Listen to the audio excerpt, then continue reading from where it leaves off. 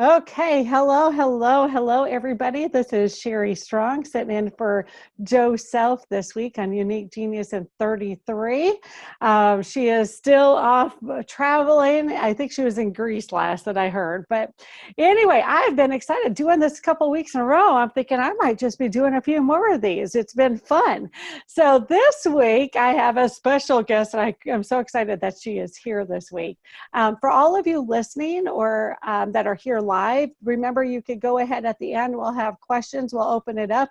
Or you can go ahead and use the chat box and ask a question as well. And we'll make sure we get those in at the end of the call.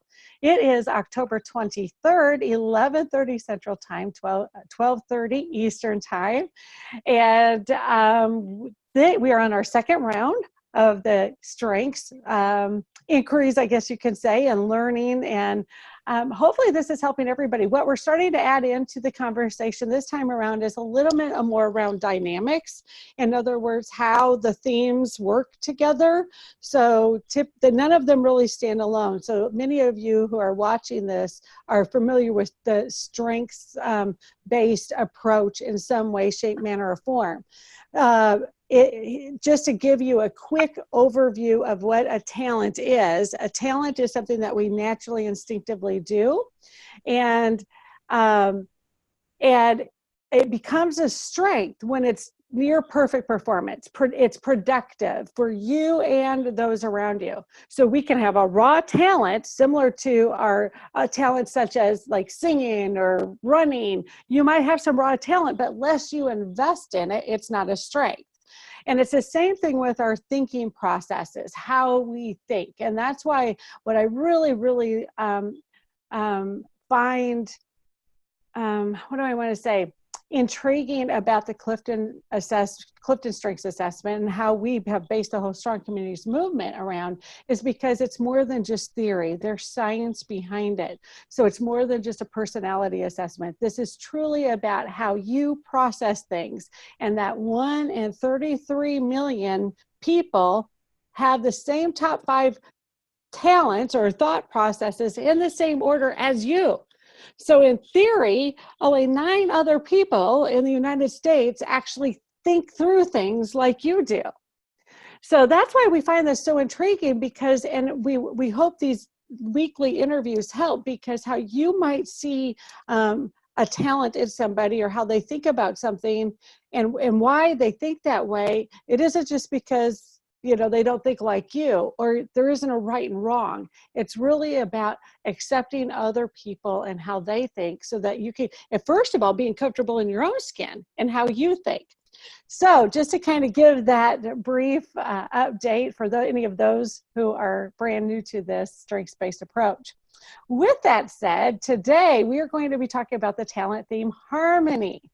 And harmony is, the actual definition, let me just pull this up right quick. I actually emailed it to myself because I wanted to make sure that I have it right. According to Gallup, this Clifton Strengths definition is, people with the strength of harmony look for areas of agreement and are particularly aware of conflict and dissonance. People with harmony can see how other people can come together or find agreement, even when, and especially when, they are in conflict. And here's the thing. Sometimes people who lead with this talent, and it's in their top 5, might get a bad rap or be called really nice, or they're too nice, or they can't handle conflict. And it's not necessarily that they can't handle it, they don't like it, but it's really about, there's an element of efficiency to it. It's about getting things done. They see conflict as unnecessary waste of time. So just to kind of give that definition as we roll into this awesome interview and how it shows up with somebody, because who we have with us is a dear friend of mine. We've been friends now, 10 years, 11 years? 10 or 11. I know, time just flies. And and this is your number 1 talent, correct? Yes, ma'am. Okay, so what I'm going to do is, her name is Ginny Hicks. I'm going to let her tell who she is, what she does out for a living, and her top 5 talents. And then we'll just kind of jump into it. So I'm just going to let you tell everybody who you are, Ginny. Well, hello, everyone. I'm Ginny Hicks. I work as the assistant market manager for a community bank here in Virginia. It's based in Buchanan, Virginia, which is about, I'd say, 30 minutes north of Roanoke, if you need a big city to familiarize yourself with. I live about 20 minutes away in Eagle Rock, and I'm working closely with another member of the bank. We together manage 3 branches. So it's lots of interaction, lots of assisting. Lots of teamwork. Lots of teamwork across maybe 15 people total. And I took the test, my StrengthsFinder test, probably 3 months ago. And my 5 top themes are harmony, input, relator, belief, and responsibility. Once I learned that and learned about them, it made a ton of sense about why I do things. Exactly. Well, and it's interesting up here, you know what? And I had some questions too for you. I was gonna, let me pull up my questions. I thought I had them pulled up. I apologize. Let's see here. I had some specific questions. Okay. And it's interesting because when I hear those top 5 and knowing who you are, this is a person that is all around core values and beliefs. And not that I don't have them, but like when I think of you and how you are every day, those top 5 is exactly who you are, right? And we'll talk a little bit about the dynamics of all of those, but I'll just start off with this. Ginny, and we had a great discussion around the talent theme harmony a few months ago. And like you said, it kind of makes sense now to you and you know, how you react and act and take action or not. So let me just ask you with this, first of all, knowing that now and the definition around harmony and who you are, what do you love about having this talent as your number 1 talent? For me, it kind of gives validity in the fact that there's a method to my madness. Mm-hmm. I like having specific rules to follow in the process, and I love for everybody to get along. And for the longest time, I could not understand why that was important to me and why I was taking on that job of making other people happy. It was me, and it was all about making myself happy.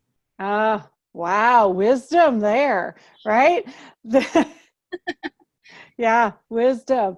And it's interesting, right? Because the more we know, then the more we can accept others. And you saying that you thought it was about making other people happy, and it may have felt that way, and especially with your responsibility, feeling responsible to make other people happy, when really, like you said, it's really about you wanting everybody to be happy. Everybody else is fine with the conflict. It was about you wanting that, and then your responsibility to yourself probably can create a little bit of a monster right inside your own head.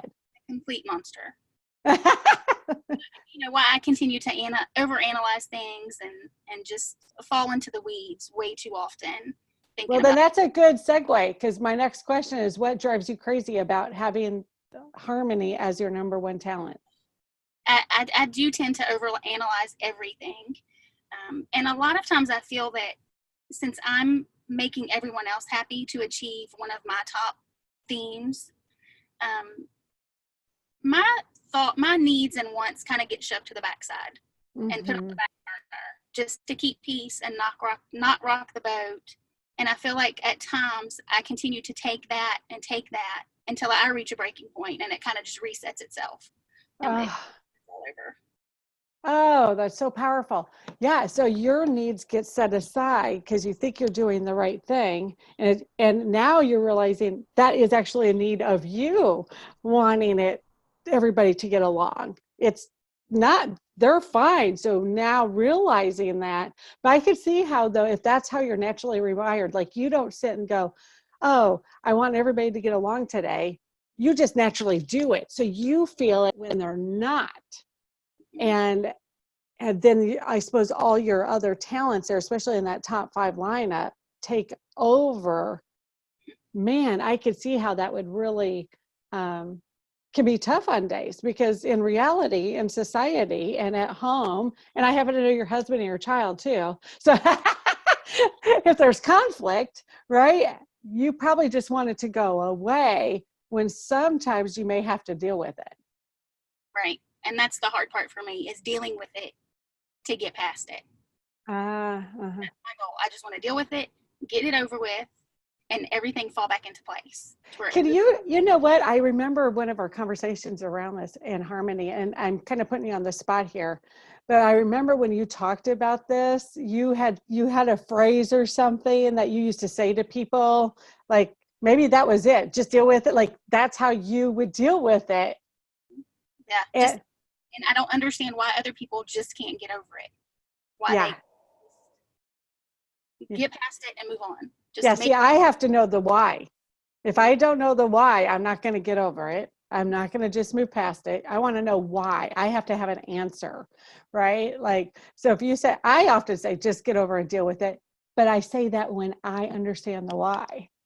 So you might say that to me and I'll be like, yeah, but I need to know why this happened. Otherwise, because I don't want it to happen again. And you're like, just deal with it, get over it. Right. So I could see, since you did that and realized you say that in that moment, again, we didn't prepare for this. So I'm just trusting you trust me. Have you noticed it, or have you changed in how you deal with those situations? I have. I really take the time to formulate my response and think about the other people that I'm dealing with and how they're not going to think the same way I do. And I need to consider that so that I'm not coming off as harsh or mean. And I'm really, truly considering their feelings before trying to help them.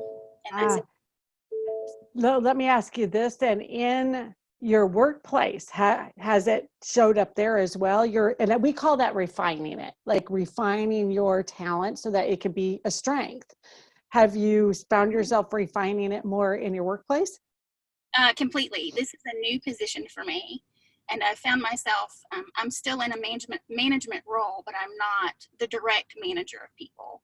So I'm kind of going back to being managed, so to speak. Mm-hmm. So I've had to really use that strength in dealing with that relationship and getting past a few things that are my issues, holding me back from achieving happiness every day, which is basically what I want to do. I want to be happy at the end of every day.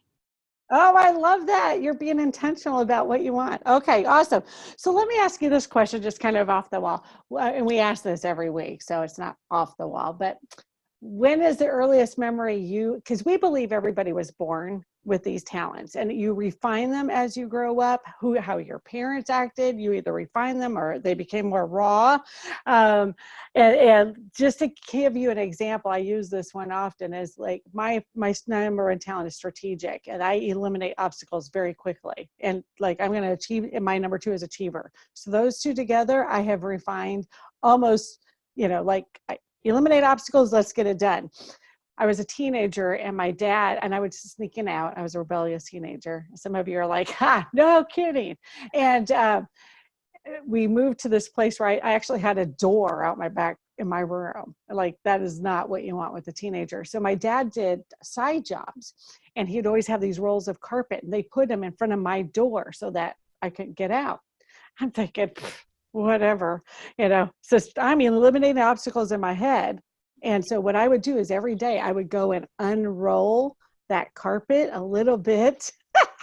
And then eventually I opened up the door and I would crawl through, and then I would crawl back in until I got caught. But that's strategic, right? I'm thinking, okay, I can get this done, right? So when I ask you that wasn't maybe the earliest time I used it, but it's when I remember. Can you share a time that you remember utilizing, like you have this talent now and you've always had it? When did you use it as a child?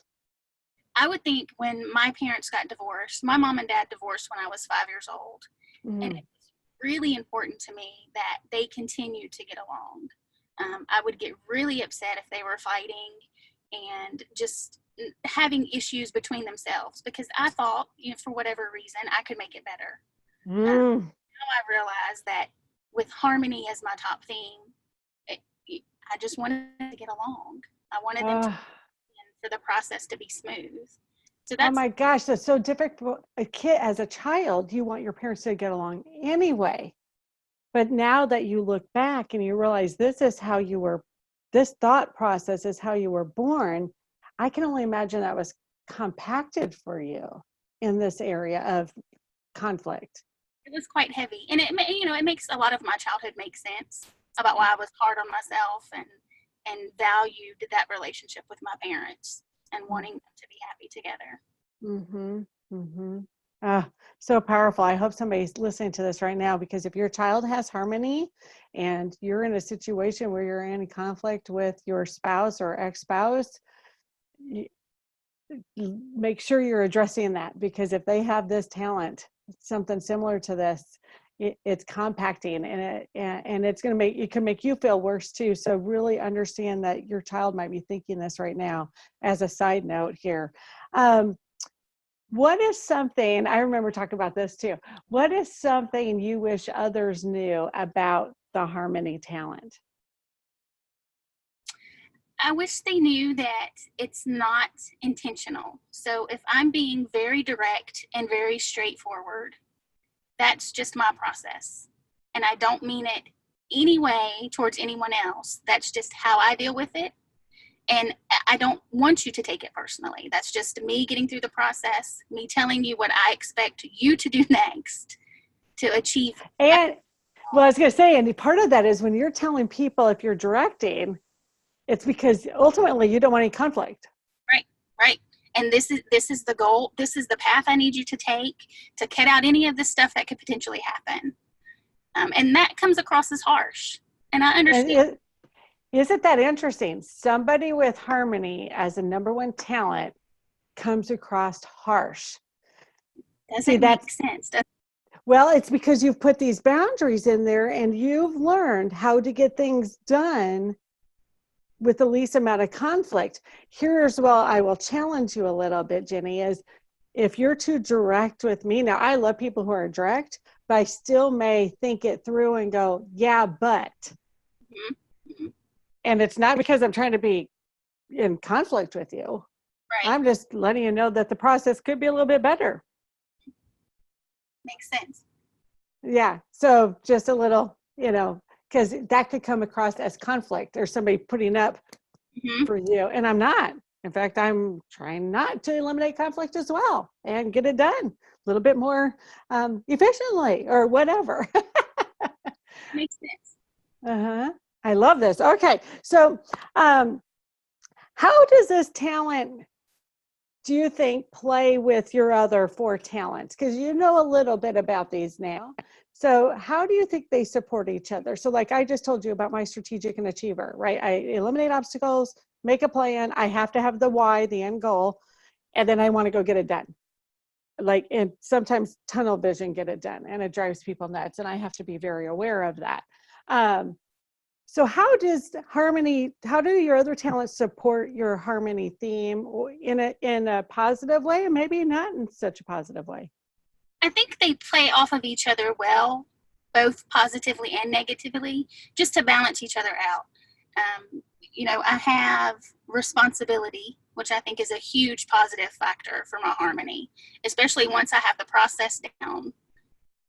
To fulfill my harmony, then the responsibility, it holds me to it and holds my feet to the fire.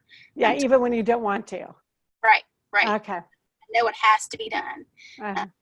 And, the relator part of it can be more of a negative, especially that can be so harsh or be perceived as being harsh. Well, and I would think relator, since that's more of the one-on-one, and to play off of your harsh, using that word harsh, yeah, if you're with somebody because you like the one-on-one, but you don't like them, because this isn't about liking everybody, but you understand them, you probably could, your harmony wanting no conflict could probably be a little bit direct because it doesn't want this, right? Right. And I want to get my point across and kind of kill theirs at the same time. Yeah. and it won't, that's not productive. Then it's just raw talent and it's not a strength. So I could see why you said that they butt heads a little bit. Interesting. See, I would have never thought of that. That's why this is so good. Continually learning. And hopefully everybody who's watching this too and the video is learning something here, because it's not always what we think. I sometimes will have people in workshops say, oh, I bet you my wife has this and this and this. And it's not. It's two things showing up rawly. And because I would never use the word harsh with harmony and relator. But you've put boundaries there, and I could see why in your case and why you say the dynamics of those two can rub wrong, and depending on who you're with. Definitely. And it just creates that vicious circle of emotion. Yeah, because you're trying to eliminate conflict, and yet you're creating it. Right. Unintentional. Completely unintentional. Oh, that's so good. Thank you. You're making me think even more. Okay. So, well, that was my next question was, does any of your other talents fight with it? So that would be the one that kind of fights with it. How do you see your talent, harmony talent, showing up differently in your roles, or do you? Or do you have it refined in one area of your life, maybe more so than another area? I don't think I've refined it in any area. Yes, you have. You're one of the nicest people I know. Constant work in progress, which is fine. I love to learn. I think it's more refined at home with Jeff and Dylan, my husband and my son. Just because I've learned how to kind of circumvent the conflict. Mm-hmm. We're all going to be happy. And I go between with Jeff and Dylan a lot. Well, let me ask you this. What drives them crazy about that? The fact that I think it has to be my way. And I'm not shy about letting them know that I think my way is best. And it's because, and the why there is because you don't want conflict or obstacles. Right. And the fact that they cannot see that drives me nuts. But I find myself using that talent more at home, with those two especially. Are you going to show them this video? Dylan will probably watch, and Jeff will watch just because he's interested to see what I say. And then I'll be curious to see what they say. He's probably going to roll his eyes. He's 13 and he's right. So let me ask you this then. Without knowing, I wish we could give this assessment to every famous person or even a non-fictional character. But when you think of somebody who might possibly have this talent, who is that and why do you think that? The only name that came to my mind was Mother Teresa. Simply because it was her life's mission to bring harmony and peace to everyone she came in contact with. So I can see her, not liking conflict and wanting everyone to get along. And that's how I want to live my life. Not to the extent and the magnitude that she took it, but the small circle I have, I want to stay happy and conflict free. Yeah. Well, great example. And I can imagine. I can only imagine from your shoes too, and just even what I know about harmony, that because harmony for me is like number 26 out of 34. So, it's not that, and here's the thing, I hate conflict, cannot stand it. I'll do everything to avoid it. Sometimes to my detriment, I don't speak up or I just wait too long and then I explode. Right. And so it's not that I like conflict. It's just that my instinctive talents are, let's do the plan. Let's get some things done. It's about the people. And so it's down here. So, it's interesting to hear you say that. I can imagine that Mother Teresa would be the person that would represent this theme. Yeah, that's awesome. So since you've been doing this now, and we've known each other, and you've done all my other assessments that I used to be, and still am, a few of them certified in, and that I use in my coaching, and we use in our approach here.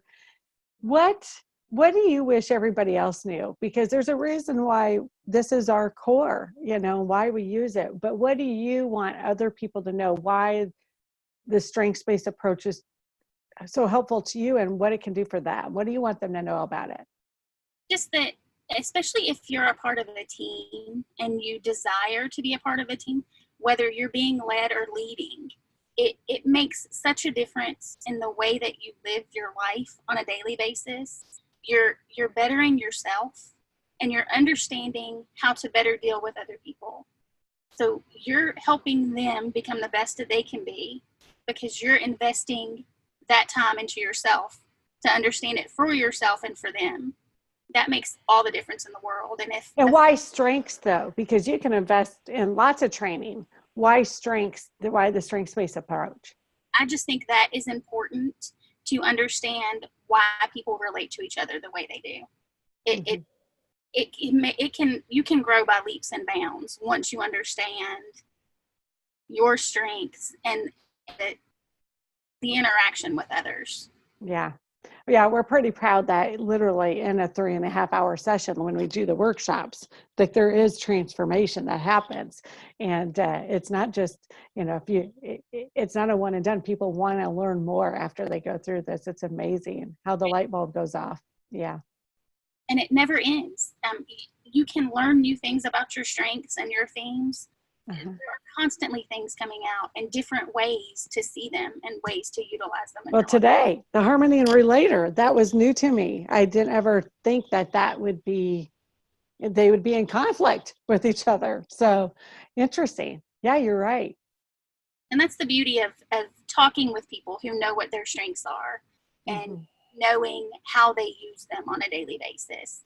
And you can have that fun interaction of just different ideas and different ways to view things. It makes it very interesting. Yeah, it kind of takes the weight off, right? Like you don't have to have all the answers. And not that we should, but in normal society, right? Like that's, God forbid somebody find me out and I don't have the answer. And and now we're like, yeah, don't have a clue. What do you think? You think this, and it's okay. We can actually say, I would love to know what you think. And not from a place of, humility or I don't know or whatever. It's truly, I want to hear what you think because I don't think like you. Right. It makes such a difference. And especially if you're dealing with other people on a daily basis. Yeah. It's good for both of you. It really is. Awesome. And it's good for friends too. Great for friendships. I love it. Well, you don't have to think about, you don't have to worry about what the other person's thinking. Eventually you're going to come around to it and we're going to hash it out, and it's great. Perfect. It is great. I know. Well, we've never had to hash out anything and I don't want to. Well, I love you, girlfriend. Thank you so much for taking time out. I know this was your lunch hour and you were sitting there in your vehicle trying to get this done, and I appreciate you doing it. Turned out great. I think everybody can hear you, so that's good. And I just appreciate you being on here. And we will make sure we get you a copy of this. And for all of you, if you're interested in getting your assessment and learning about your top 5, if you haven't gotten them or you want to learn more, remember, go into the strengthsgenius.coach website. There's a store there if you want to get yours. If you've already a member of that, be watching the rest of these videos because you can learn so much about all the other talents. So with that said, I'm just going to let us go. We're a couple of minutes early, and that's never a bad thing. Awesome. Thanks for having me. You're welcome. Bye, Jenny. Thank you. And thank you all for stopping in.